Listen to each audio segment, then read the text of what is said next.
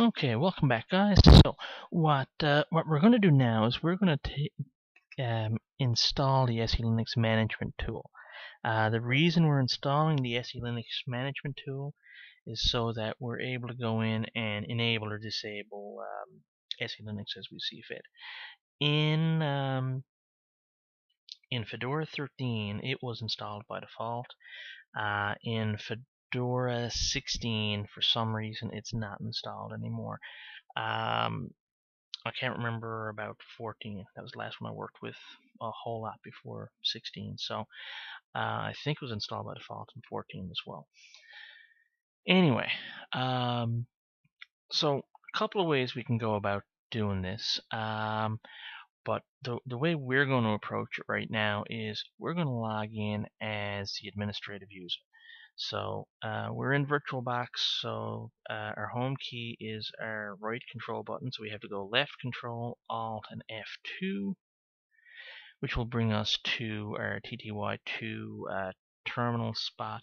We're going to log in as a root user here.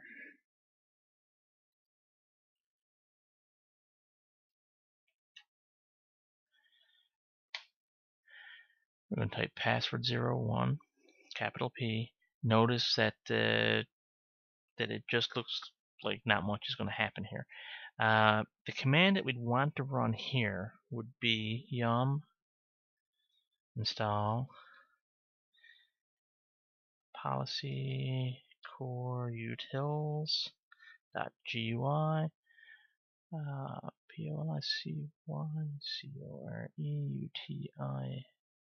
policycoreutils.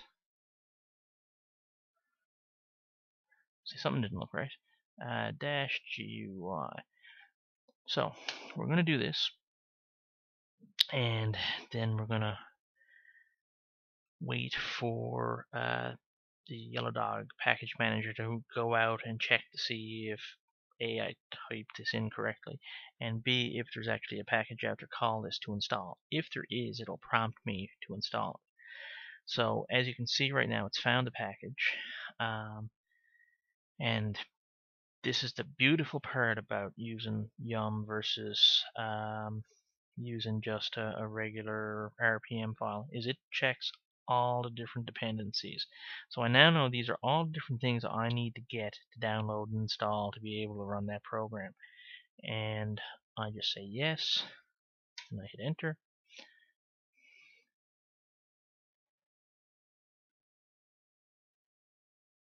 Again, I just wait for the system to finish doing its thing.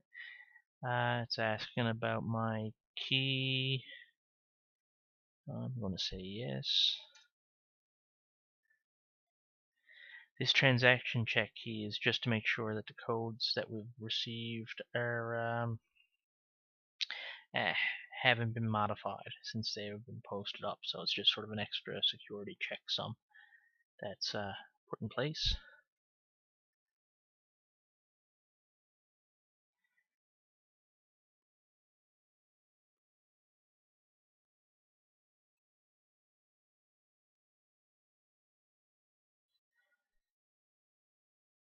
And now it's going through the last little bit of updating it has to do.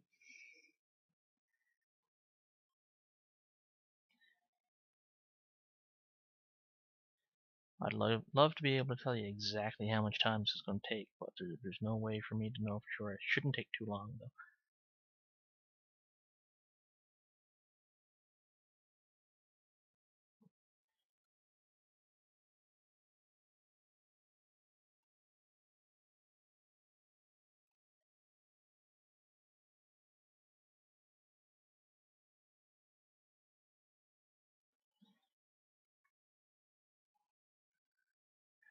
Alright, so while this is going on,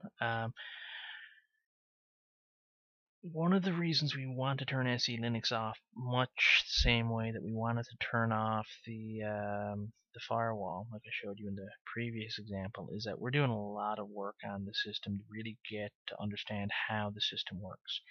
And some of how the system works is obscured, disabled, stopped by these two security tools. Now, in general, that's a good thing. But while you're learning how this stuff works and how it all interacts, it's a whole lot easier for everyone to just have these rules relaxed a little bit, or in this case turned off, while we go ahead and work with our stuff. So you'll be able to do some stuff now that you weren't able to do in the past. So at this point, all this is installed. I can go my left control, Alt F1 to come back to my owner thing.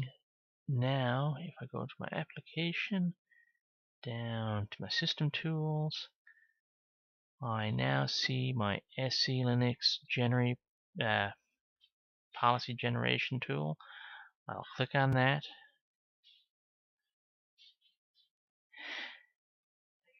And when this loads, again, it could take a couple of seconds. First time loading always takes a little bit longer.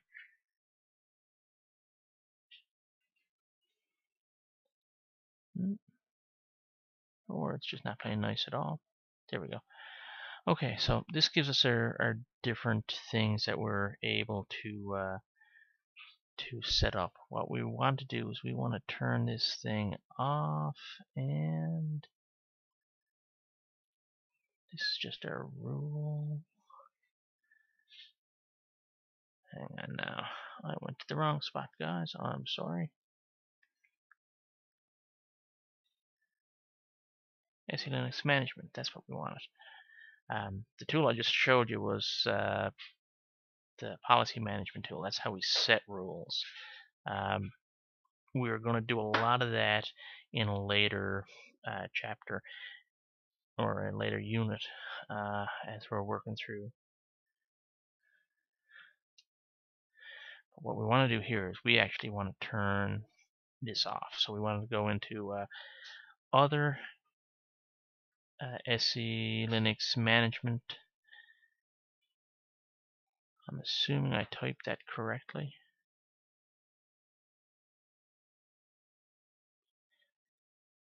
Maybe I did not.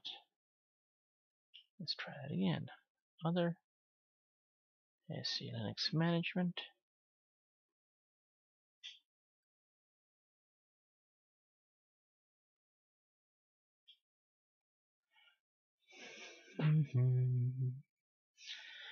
Alright, let's just stop here for a minute. Oh no, I don't have to stop here at all. Here we go. Now I probably got this thing started twice. I hope not.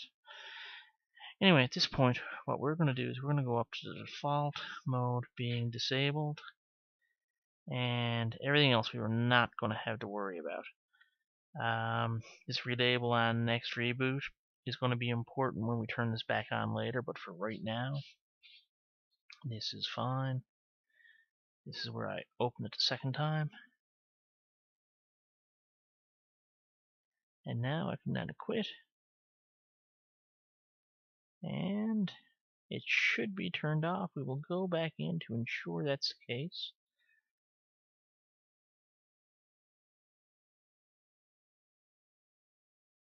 Hopefully it loads faster this time.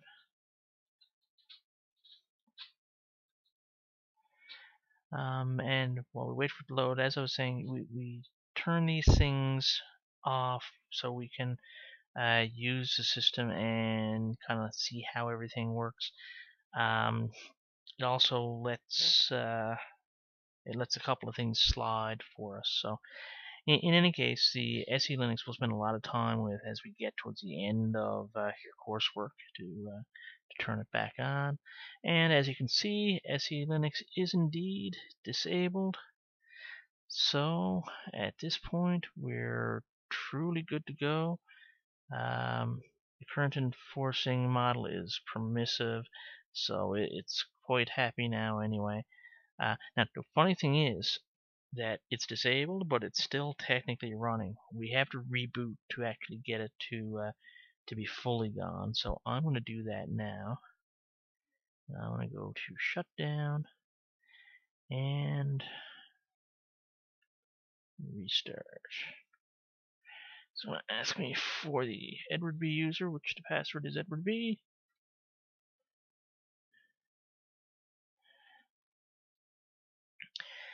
And we'll just do a quick restart here. Anyway, well, my sorry about that abrupt end then. My capture utility kind of kicked me out for a second. Anyhow, we just finished our reboot that you were just seeing as the previous part of the capture ended, even though it's all part of the same video. What you'll see now is when I log back in that when I go to take a look at that SELinux portion, the SELinux will be turned off. If I try to turn it back on now, it's going to want to re-index the file system. So that's actually going to take a fair bit of time. So turning it off is pretty quick. Turning it on when the system boots back up after the restart, it takes a few minutes to get through.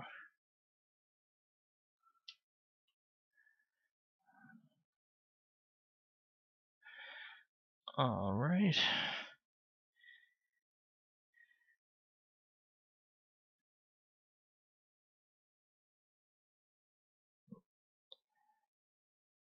Come on.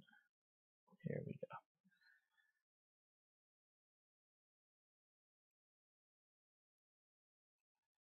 Come down to other SELinux management.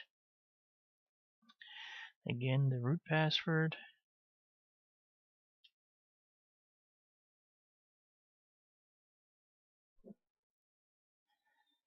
Now, obviously, if you've changed the root password, it'll be whatever you changed the root password to. If not, and if you're using the default machine we have set up, the password is password01 with a capital P.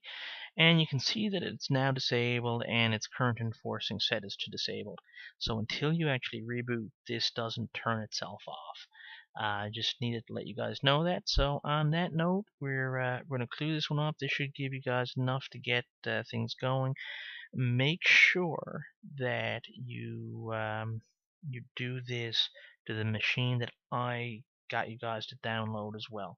Okay, it's important that you do this after you've finished your install lab in the other virtual machine as well, because you want to be able to have these two things turned off.